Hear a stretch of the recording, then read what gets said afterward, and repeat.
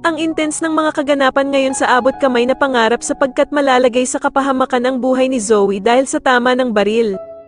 Dito nga ay buong akala ni Don Pepe na si Balahaja ang mababaril niya subalit laking gulat nito nang si Zoe pala ang matatamaan niya ng bala. Samantala ay sa wakas nga at nakatakas na ng tuluyan si Don Pepe kila Balahaja at Zoe at madadala niya pa nga ang baril na magagamit niyang pangdepensa sa kanyang sarili.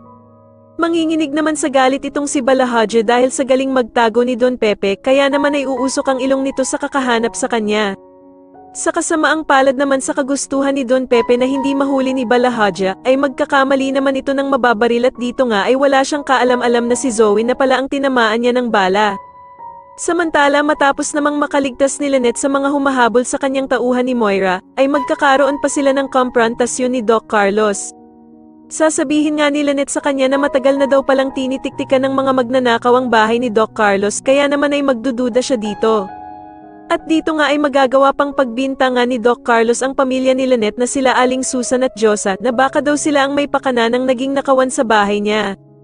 Pero hindi naman na matatanggap ni Lynette ang mga pagbibintang na ito ni Doc Carlos at dito nga ay mapupuno na ito at sasabihin na sa dami nga daw ng pwede niyang pagbintangan ay sila Josa at Aling Susan pa. Matutulala naman si Doc Carlos sa sasabihin ni Lynette na imbis nga daw na mga musta siya sa naging pagkidnap sa kanya ay mas inuna pa nitong pagbintangan ang pamilya niya.